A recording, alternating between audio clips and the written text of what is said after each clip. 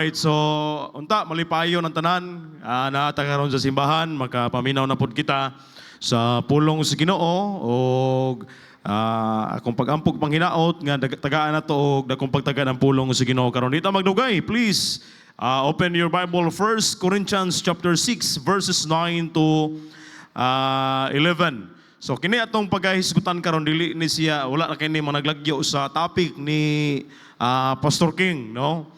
Unta naatay mga nahinumduman no sa gisgutan ni Pastor King yan topic sa Sunday school. It's all about separation, okay? So I believe ang Ginoo maoning mensahe ang giandam sa Ginoo para sa atoa because nowadays ang Kristohanon wala nagi standard nga nauyon sa pulong sa Ginoo. Wala na kalahian daghang mga Kristohanon nga di mo mailhan nga Kristohanon ba ni? No? So, I believe mauni nga mensahe ang gusto sa Ginoo nga ipadangat sa tuwa karon. 1 Corinthians chapter 6 verses 9 to 11. So, giangyo ko kamo sa pagtindog. Uban kanako. Okay, so kamoy basa sa verse ako mo basa sa verse number 9, kamoy mo basa sa verse number 10, and then nungano na to sa verse number 11. Okay, so the Bible says, "Know ye not that the unrighteous shall not inherit the kingdom of God. Be not deceived, neither fornicators, nor idolaters, nor adulterers, nor effeminate, nor abusers of themselves with mankind."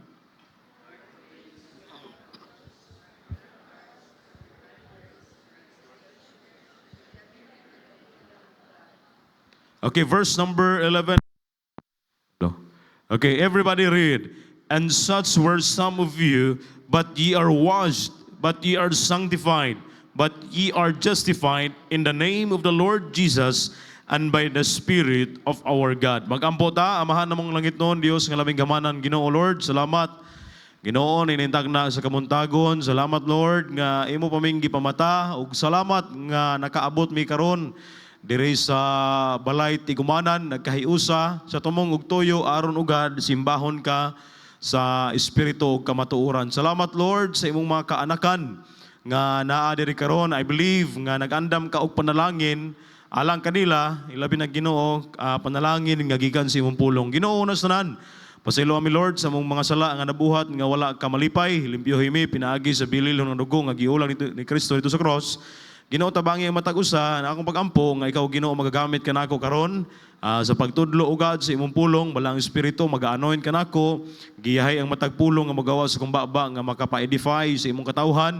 Balang espiritu magaliho ka nga ang imong pulong karon masabtan sa simple ug yano nga pamaagi. And I pray nga unta walay ma-offend karon sa imong pulong o masabtan o dili lang kay masabtan kundi among ikanabuhi ugad sa matag adlaw namo nga pagkinabuhi isip Kristohanon Ginoo, because we believe nga mao ni imong kalipay nga ang kinabuhi sa Kristohanon mauyon ugad diha sa imong kabubuton. Og salamat sa imong pulong karon nga among hiskutan, ikaw Ginoo magapanalangin badlong ang buhat sa kaaway. In Jesus name we pray. Amen and amen. Magalingkod ka mo. Okay, so this is a very simple topic. O pahinumdom niha, pagpahinumdom kini kanato. No, kay dili man pod pwede nga atong itudlo puros na lang mga pagdasig. No, dili na mawala na ang pagdasig, no? Pagdasig, pag-encourage, gamit ang pulong sa Ginoo. In fact, ang pulong sa Ginoo puno kini sa mga pagdasig. Pero always remember nga ang pulong sa Ginoo puno pud ni sa pagpadlong. No, mao nang diri sa simbahan, dili gyud malikayan nga maigo ta badlongon ta. Ano man kay dili ta perpekto. Okay? So this morning, let's talk about ang balaang kinabuhi sa Kristohanon. No? Kini magisgot ag balaan, murag kung tawhanon lang ni nga panguna-una ba, makaingong kitag pagkalayo ra gyud. Diba? Pero salamat kay ingon sa Bible, sa verse number 11, sa verse nga ato ang gibasa, "And such were some of you." Kaniadto, ang atong kinabuhi, nagpuyo kita sa kinabuhi sa pagpakasala. Klase-klase nga kinabuhi, klase-klase nga naagian. In fact, ang uban nato gikan pa niini kaning gihisgutan sa verse number sugod sa verse number 9, "Be not deceived, neither fornicators, nor idolaters, nor adulterers, nor effeminate." Sa mga pastor mga bayo, tumboy. No, diha ang uban diha tagikan. ang uban, tayagi pagkabayot. Nor abusers of themselves with mankind. No, so sa verse number 10, napagyud diha, lain-lain nga mga sala, nor thieves. O, ata kabalo, ang uban na to sa una, kawatan, ug manok. Namo diha? Oh, pastor, karon pastor, ako ra bang gi-idolize si Rick Mar. No? Ay gyud mo too, musikat mo, ngawat mo manok. Priso kita. Diba? Kawatag, no? Thieves, covetous, kaning pagkahakog, no? Drunkards. Oh, pastor na gini, naagyod. Di gyud pwede, di gyud ni nato pwede nga ihilom lang. No? Kay I believe daghan pa gyud gihapon mga Kristohanon nga musaibit. Di ba? Hilom na lagi mo diha. Oh. No revilers nor extortioners shall inherit the kingdom of God. But salamat agi klaro diha, and such were some of you. But salamat agi pahinumduman ta, ye are washed. Kung tinuod ka nga naluwas, gilimpyuhan kita. Ye are sanctified, set apart. Another thing, ye are justified. Kini bitaw nga, kana bitaw sanctified, set apart. Gimatarong hinluan ta, dili na siya daily. No, the feeling of the Holy Spirit matag-adlaw na nga ginapangayo. Pero sanctified, justified, that was one-time event, the moment nga gidawat nimo si Kristo sulod sa imong kasing-kasing. Hello, ang pangutana, did you remember the time kanus-an nimo gidawat si Kristo sulod sa imong kasing-kasing? Maka-point baka nga kanang adlaw, kanang pitsa, kanang orasa, gidawat na ko si Kristo, or basin ga-assume lang ka, or basin nalimot ka, or walay sayop nga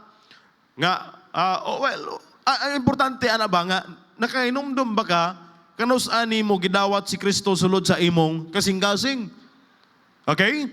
So, to live a holy life, it means, pagpuyo diha sa kinabuhi nga, diin set apart for God, or ang kinaiya sa Dios may reflect sa atong kinabuhi. The way we speak, the way we act. So, ang pulong balaan, gikan kini sa Greek word nga hagios. Ang Kristohanon kanhi gikan sa masalanong kinabuhi. Giluwas, gimatarong o gibalaan ni Ginoong Hesus Kristo. Diha sa bautismo, okay, diha sa bautismo sa tubig, pagpahinomdom niya, alang sa mga nagibautismuhan na. Unsa may hulagway sa bautismo? No, kaning bautismo, dili niligo-ligo lang. Pastor, nabautismuhan naman ko, pastor. Katong sa unang gidalami sa simbahan, no, sa kapilya, nagkuha to gamayng tubig, gibasa sa ulo, no, dili to bautismo. Sa Bible, ang Bible wala gatudlo og infant baptism. No? Kundi, okay, mao ni. Diha sa bautismo, mo na yung hulagway sa bautismo ha. Diha sa bautismo sa tubig, alang sa mga nabautismuhan. Okay. Pastor, wala pa mo ko nabautismuhan, exempted ko niini. Dapat ikaw nga Kristohanon, musunod ka sa tubig sa bautismo. Importante gayud ka na. In fact, si Kristo mao'y nahimong pattern kanato ni ana. Okay? Diha sa bautismo sa tubig, imong gilubong ang daang pagkatawo. No? Daang pagkatawo. Okay? Og sa paghawas, imong gihulagway ang pagkabanhaw diha sa kabag-o sa imong kinabuhi.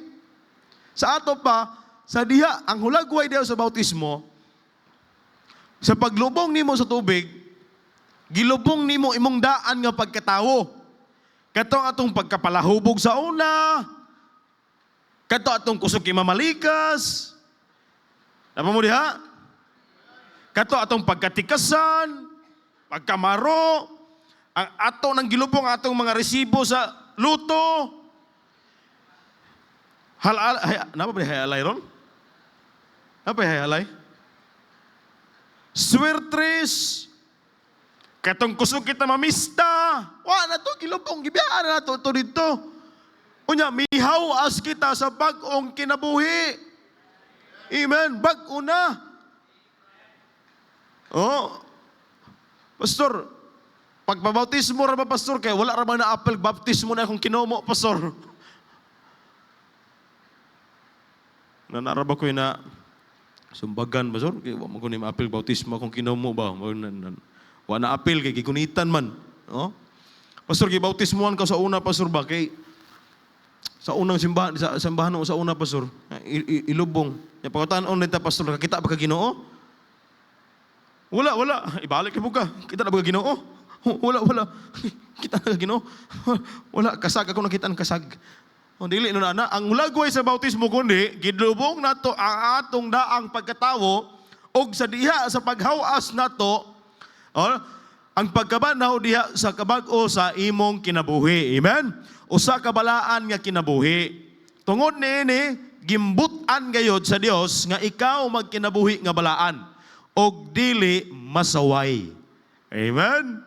Dili masaway ba? Kung sa una, grabe kita ka sa lawayon.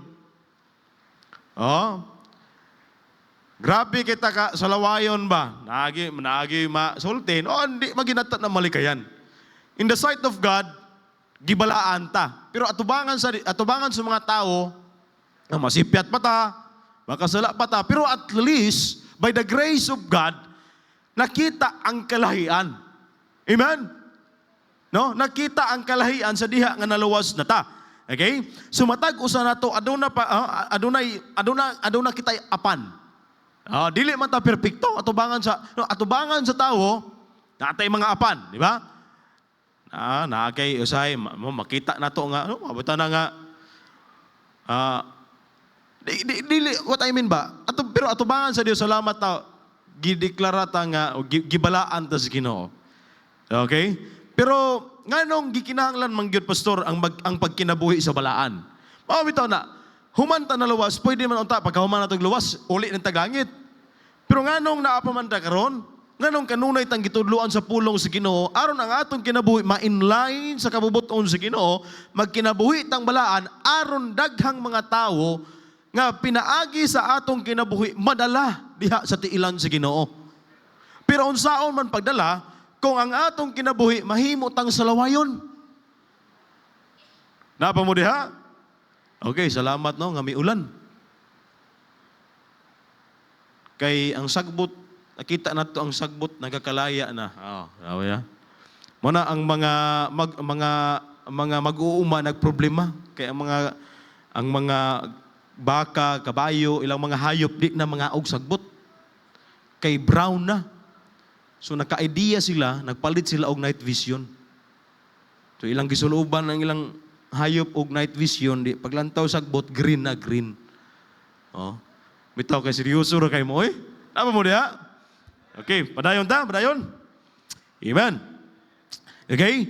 So ang pulong sa Ginoo kanunay nagapahinumdom kanato sa pagkinabuhi nga balaan niining makasasala nga kalibutan. No, ang yawa naningkamot sa pagguba sa atong kinabuhi. Maningkamutan niya nga mahimong salawayon ang atong kinabuhi aron walay kalag nga maluwas pinaagi nato. Apan pasalamat kita tungod kay mabadlong kita, matudluan kita sa pulong sa Ginoo. Basi maguna-una ta ba nga, grabe si Pastor Roy, ako na po'y giigo. No, para ni sa tanan. In fact, among kaugalingon may naigo nini. Okay? So number 1, di ta magdugay. Number 1. Okay, number 1, nganong magkinabuhi man kita diha sa kabalaan? Nganong gikinahanglan man ni? Bible says, be ye holy for I am holy. Nganong gikinahanglan man gyud kini? Nganong gikinahanglan man ni? Okay? Una, letter A, tungod kay ikaw anak man sa balaan nga Dios. Ang atong Ginoo balaan. Muna ingon ang Bible, 1 Peter 1:14-16, as obedient children, not fashioning yourselves according to the former lust in your ignorance, but as he which hath called you is holy. So be ye holy in all manner of conversation. Sa ato pa, bisag na ata sa balay, bisag na ka sa imong gitrabahoan, or bisag asa ka, be holy in all manner of conversation. Kaya basig balaan kay talang taon pag naaarata sa simbahan. Balaan kay talang taon pag mulakaw ka, makita gyud ang pagkabalaan kay nagsinina ka og tarong, nagsinina ka og kana bitang uyon gyud sa Bible, modest apparel. Pero what if ug naara ka sa inyong balay? What if naa ka sa gawa sa simbahan? The Bible says, be holy in all manner of conversation, because it is written, be holy for I am holy. So lisod kini nga pag kinabuhi, kung dili tugutan nato nga ang balaang espiritu magkontrol sa atong matag adlaw nga pagkinabuhi. Mo the feeling of the Holy Spirit kanunay gyud ni pangayoon. Every day ginuupon ako sa balaang espiritu aron magkinabuhi ta sa kinabuhi nga balaan. Okay? So sa diha nga kita naluwas, gitawag kita disipulo ni Kristo. So buot pasabot, estudyante or nagsunod diha ni Kristo. Busa kay si Kristo man maoy, busa si Kristo maoy atong sumbanan sa pagkinabuhi ni ining kalibutana. Pinaagi sa pulong sa Ginoo, kita magiyahaan sa pagkinabuhing balaan, tungod kay kung walay giya, mao nang usahay kita motipas. Usahay kita mangita ato ang gusto. So, salamat kung tugutan nimo nga ang balaang espiritu may magkontrol sa imong kinabuhi, mauna nga kinabuhi nga in line sa kabubuton si Ginoo.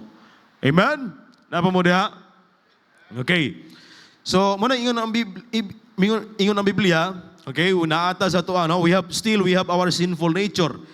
Pero mao na tugutan na ito nga ang balaang espiritu may mo control sa atong kinabuhi, because the Bible says in Ephesians chapter 5 verse number 6, let no man deceive you with vain words, for because of these things cometh the wrath of God upon the children of disobedience. Before we are all children of disobedience. But salamat nga nahimo tang anak sa Ginoo. Og usa nga pagpahinumdom kanato nganong gikinahanglan nga magkinabuhi tang balaan, tungod kay kita, ikaw, ako, anak sa balaan nga Dios. The Bible says, but as many as receive Him, to them give power to become the sons of God. Amen? Napa mo diha? Okay. Another thing, letter B, tungod kay ikaw, balik-balik lang balik-balik, pahinumdom man tungod kay ikaw, templo man sa balaang espiritu. Kabalo na tano? Kabalo na gayud tanini. Dili gini bag-o sa tuwa. Okay? The Bible says, 1 Corinthians chapter 3 verse number 16, know ye not that ye are the temple of God, and that Spirit of God dwelleth in you. So ang atong kinabuhi sama sa templo nga dapat limpyo og dili angay mahugawan. Kung imong gihugaw-hugawan ang imong kinabuhi, mahimo kitang salawayon. O ginungdan nga ang Dios una maulawan sa atong kinabuhi. Kung hugaw-hugawan nato atong kaugalingon ba? Una gyud maulawan ang Ginoo sa atong kinabuhi. Moingon gyud na sila naunsa mo ning baptismo tani na ay mo simba ng kuan ay mo day naog mo simba ta may naanak man day ta. Di ba? Sa daan natong gisimbahan sa una, paminaw. Sa daan natong gisimbahan sa una, kung magbitbitag manok, maingon man na sila, hala, grabe gini mga kuan, no? Wala, oy. Way mo saway na to, oy. Makita anta magsamparay sa dalan, no? Okay, kanig yung mga, ingon bago sila kanig yung mga Katoliko, wala, oy. Pero sa diya ka naluwas ta, makita anta magbitbitag manok. Padong bulangan. Dali ra kitang mausap na atong ngalan. Kanig yung mga baptis. Manugan. Magkuan man po din ni di ay. Mutari man po din ni di ay. Ya, pariya mo Kristiyano, nag-abot dito. Ay, pre. Paabiyat, anong manok, pre. May na lang ba, pantahids. Pre, kaning manuka unta, yatag man ako pang missions conference. Pero before ako ihatag, pre, itari sa nako daan. Ay, biya mo paghatag og bihag, ha? Kay mapura, kit-kit anang gahi kay kunod. But what I mean ba? Basin ba? No? Okay? Oh, so, og mas maayo pang, una ingon ba nga, og badlungon kay tadaris kalibutan, mas maayo pang paulion na lang tas Ginoo. Ingon pa nila, no? Masamang damo, matagal mamatay. Napay kanta, no? Ang bait mo naman, sana kunin ka na ni Lord. Oh. Baliktad man na ang mga kaninong mga Kristiyano nga nagtinarong, ano yung punong ka-question, di ba? No? Kung kung sa itong appointed time. Pero og Kristiyano, gali kasagaran gyud sa mga Kristiyano nga nagpabadlong, mibiya sa Ginoo. Guba gyung kinabuhi. To the point nga gikuha og sayo. Na mga Bible student, naibalaan na mo, naundang, nibalik sa kalibutan, nangutana ko, naman siya kaila, naman siya parinti diri, oy, kung saan na niya, kay parihara mo sa kaprido. Nangutana ko, asa na, namatay na diay. Ano man, nibalik sa bisyo. Nya, kusuke mo inog kubra, di, may pagkatukob. Oh, kanang mga kubra lovers, ay good mo palabi, ana. Sting, kanang na ba? Ng mga energy drink. No? Kay ilad namang gihapon na. Para gawin ng kanang picture sa kulapo. Di ba? Ang model sa kulapo, di ba? Macho. Di ba? Pero ang gainom. Unang mag-inom, magkubra ay nagkagpalabi. Once a day lang. Once a day. Once a day lang pag kanang kuan ba? No? Hindi ginumayo eh. Di ba? Tingala ka, di mo ta pala hubog. Pero nung nadaot tong kidney, anong kasakitaan na? Kay kusog mo kita mo inog kubra. Sting. Di ba? Ano sa mainom na ito, Pastor? Kape. Amen? Kape. Kana. Ano sa kape, Pastor? 3-in-1. Ya, murang halang naman akong kuto-kuto, Pastor. Steak. Oh, di ba? Pastor, murag nervyoso naman ko, Pastor. Nakakipon. Aroma. Di ba? Pastor, murag wak mo ko kapalit, Pastor. Pagpalit isa ka kilong mais sa laga. Di ba? Lamig yung utot. Taghoy. Woo! Oh. Di ba? Ano ba? Ano mo diha? Oh. Gitudluan ta sa pulong sa Ginoo. Para mag-amping putas tong kaugalingon, amen. O kayong sao man paggamit sa Ginoo sa tuag. Wala na. Lisod na tag istorya kanira bang kinabuhi bitaw no ang resulta bitaw sa sigarilyo. Usa na ni ana kanang gitawa og laryngeal cancer. Kabantay mo na yung mga tao nga nangabuslot na ilang diri. Resulta na siya sa sigarilyo. Yung sao mo na yung pagsulti og diri buslot na imong diri. Usulwining ba ka na? Pero naman tahaning robot. Diba? Naman, resulta na sa bisyo. Okay? So, una, ay kaduha, tungod kay ikaw, templo man sa balaang espiritu. Amen? Pagkanindot niya na, oy. Oh, ang balaang espiritu nagpuyo na sa atong kinabuhi. Amen? Muna ang gusto sa Ginoo nga magpuyo ta nga balaan. Okay, letter C. Aron maggamit ka sa buluhaton sa Dios. Amen? Aron magamit, mapuslan ni atong kinabuhi. Kaya dili kay atong kinabuhi sa lawayon kayo. Nya kwao na ta sa Ginoo, magamit ra man gihapon pero wa na. Sa funeral na lang. Lisod lang po kayo, na yung mga Kristohanon nga, ni backslide ba, usay maging kamatyan, ani? Naligsan, kaya nga naman, hubog. Nya, mawali ta sa inyong funeral. Salamat na sa kinabuhi ni Tapulano. nga tungod sa iyang pagkamaayo o pagka-faithful diha sa Ginoo. Maingon ka ng mga tao, basing nasayop ni siya ang giwalihan ba? Namatay man to kinaligsan kay hubog. Lisod kayo. Dapat ibutang sa verse na ba? Romans 3:23. For all have sinned and bitaw. Okay na mo? Okay na mo? Aron magamit sa buluhaton si Ginoo, 2 Timothy chapter 2 verse number 21. If a man therefore purge himself from this, he shall be a vessel unto honor, sanctified and meet for the master's use, prepared unto every good work. Aron matagbo nato ang gikinahanglan sa Dios, aron magamit niya, we need to be sanctified ourselves, no? Vessel unto honor. So lisod og dili magamit sa Dios ang Kristohanon nga nagpuyo sa pagpakasala. Try to picture out. Paminaw? Ha? Kanta taog. So kay usong kanta ron? Sa kalibutan? Sa gali uso? Ha? Katong sa mga kantahan gali ron ay? Mga kalibutan ba? Nagkatahon gali ninyo sa video kayan? Sa kito? Bito. Unsa kito, Jilo? Ha? Unsa? Hawak ko ang kana.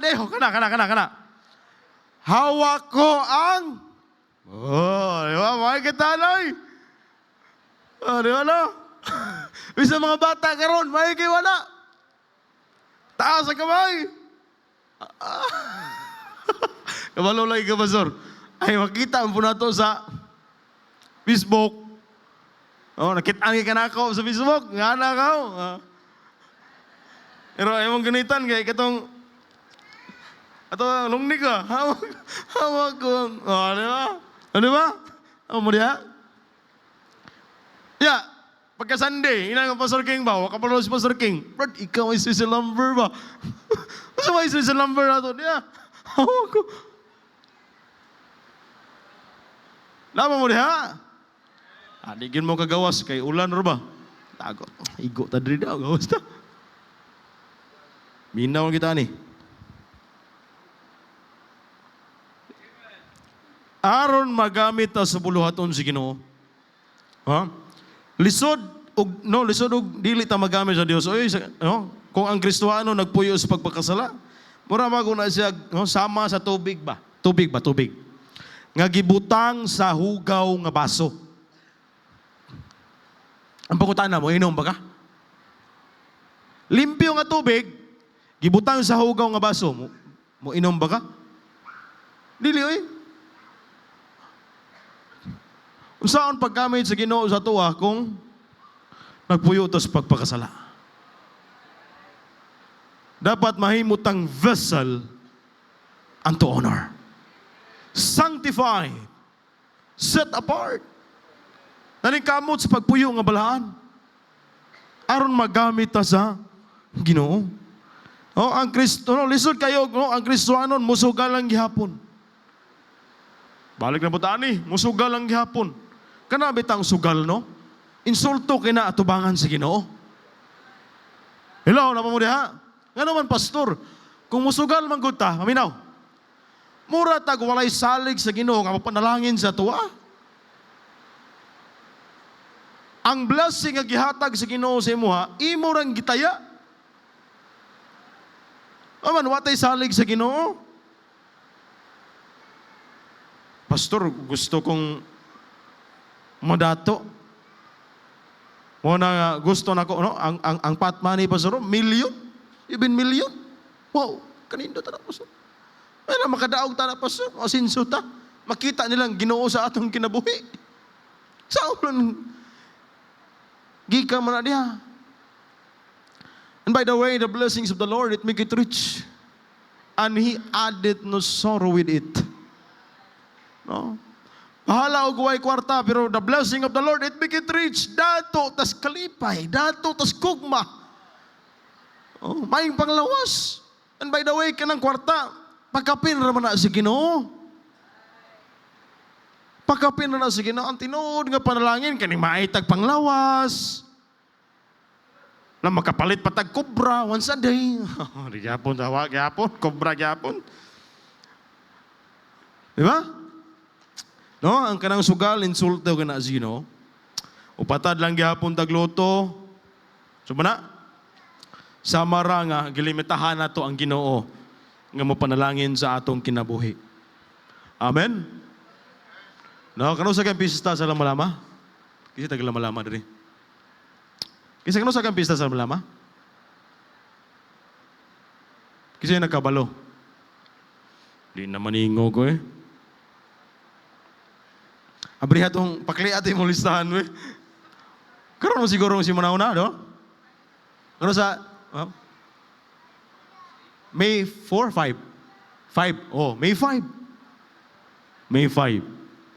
Nya, Kristohanon ka, nga taga-lamalama ka. Oh. Sister.